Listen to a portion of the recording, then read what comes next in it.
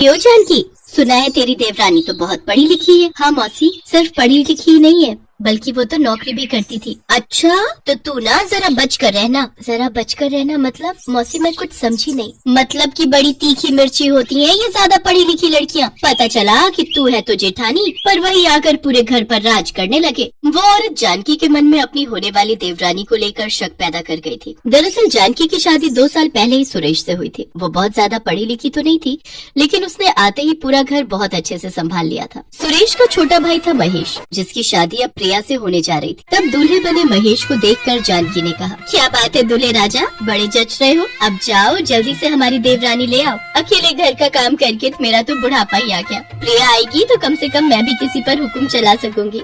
आप भी ना भाभी, कमाल ही करती हो। धूमधाम से महेश और प्रिया की शादी हुई और प्रिया अपने ससुराल आ गई। उधर जब बारात नई दुल्हन को लेकर जानकी के दरवाजे पर आने वाली थी, तभी एक बार फिर वही औरत जानकी के पास आई और बोली, मेरी बात सुन जानकी, नई बहू तुझसे छोटी है, सो उसे सिर पर मत चढ़ने देना। उसे एहसास होना चाहिए कि जेठानी तू है और वो तेरी देवरानी, समझी? हाँ मौसी, तुम चिंता मत करो, मैं सब समझती हूँ। उस औरत की बातें जानकी के दिमाग में बस गई थी। जानकी ने भी ठान लिया था कि वो प्रिया से थोड़ा सख्ती से ही पेश आएगी। शादी को 1 हफ्ता बीत गया, सब ठीक चल रहा था। प्रिया बिना किसी के कहे ही जानकी का घर के कामों में हाथ बटाती, तो इस तरह जानकी और प्रिया की पटरी अब आपस में मिलने लगी थी। दोनों सारा दिन हंसते और बात करते करते काम निपटाते। लेकिन बीच बीच में जानकी को जब भी उसकी मौसी की बात याद आती और वो थोड़ा सा सख्त होने की एक्टिंग करने लगती। फिर एक दिन, अरे जानकी जरा सुनो तो। हाँ जी कहिए।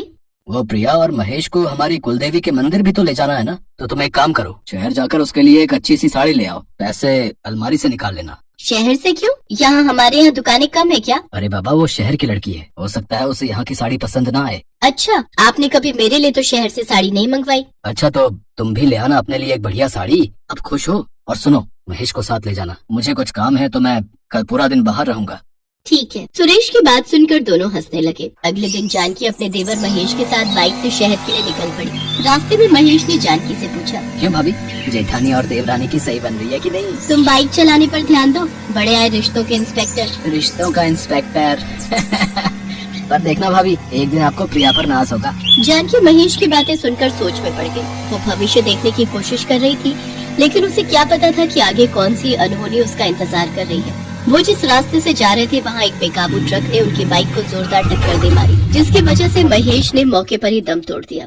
तो जानकी भी कई फुट उछलकर दूर जा गिरी। वहाँ मौजूद लोगों ने दोनों को अस्पताल पहुँचाया। वो दोनों तो ठीक है ना डॉक्टर साहब? आई एम सॉरी, आपकी पत्नी जिंदा तो है, लेकिन मैं आपको बताना चाहता हूँ कि वो भी एक जिंदा लाश से ज्यादा कुछ नहीं है। अब इस हादसे में उनके सिर पर गहरी चोट आई है। हमने उन्हें बचा तो लिया है, लेकिन दिमाग में लगी चोट की वजह से उनके पूरे शरीर ने काम करना बंद कर दिया है। अंदरूनी अंगों को भी बहुत गहरी चोट आई है। हम उन्हें कुछ दिन ऑब्जर्वेशन में रखेंगे। अगर इस दौरान बदन में कोई हलचल हुई तो ठीक, वरना आगे कुछ भी कहना मुश्किल है। डॉक्टर वहाँ से चले गए और अस्पताल के कोने में सुरेश और दूसरे कोने में प्रिया दहाड़े मारकर रोने लगे। सुरेश ने अपने भाई को गवा दिया था और जानकी जिंदा लाश बन चुकी थी, तो वहीं प्रिया शादी के 7 दिन बाद ही विधवा हो गई थी। कई दिनों के बाद भी जानकी के बदन में कोई हलचल नहीं थी। डॉक्टर जवाब दे चुके थे। फिर एक दिन, देखिए सुरेश जी, मैं आपको कोई झूठी तसल्ली नहीं दूंगा। हमारी लाख कोशिशों के बाद भी जानकी की हालत में कोई सुधार नहीं है। उन्हें यहाँ रखकर आप सिर्फ अपना पैसा खर्च कर रहे हैं। इससे अच्छा है कि वो अपने आखिरी दिन आप लोगों के साथ अपने घर में गुजारे। कितना वक्त है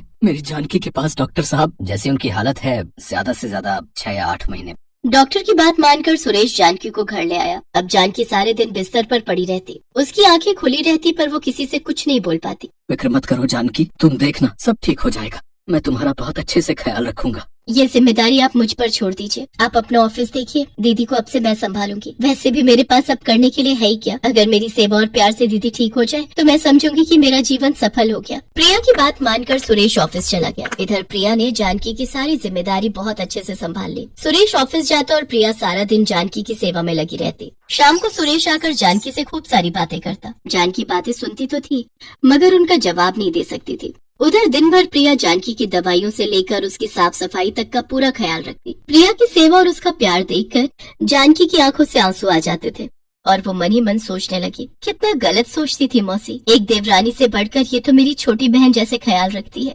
बेचारी का सुहाग नहीं रहा, लेकिन वो सब भुलाकर मेरी तीमारदारी में लगी है। हे भगवान, मेरा तो जो होना था वो हो गया, पर इस बेचारी के साथ इतना अन्याय मत करो। बिना पति के कैसे जिएगी सारी जिंदगी। ऐसे ही कई महीने बीत गए। प्रिया के जी जान लगाने के बाद भी जानकी की तबीयत में कोई सुधार नहीं था।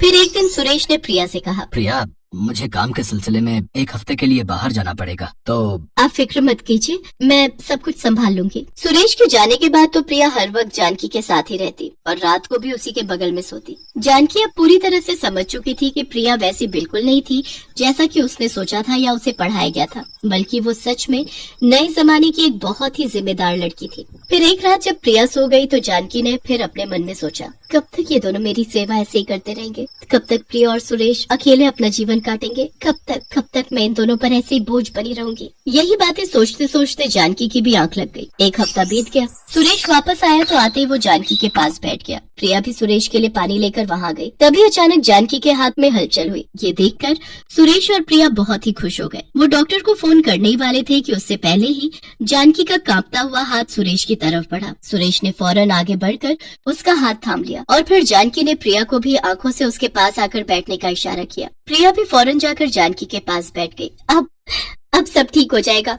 मैं डॉक्टर को अभी फोन करके यहाँ बुलाती हूँ। लेकिन प्रिया वहाँ से नहीं जा सकी क्योंकि जानकी ने उसका हाथ पकड़ा हुआ था। फिर जानकी ने गहरी सांस ली और सुरेश और प्रिया का हाथ एक दूसरे के हाथ में दे दिया।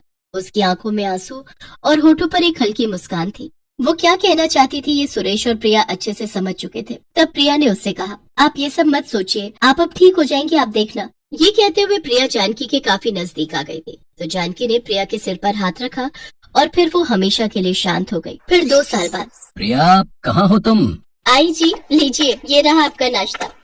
बढ़िया। और मेरी गुड़िया कहाँ है? अभी भी सो रही है। रात भर बस यही रट लगाती रही कि मम्मी प्लीज एक कहानी और। प्रिया की बात सुनकर सुरेश मुस्कुरा दिया और फिर दोनों अपनी बेटी के कमरे में गए। अरे देखो तो जरा, एक परी अभी तक सो कर नहीं उठी।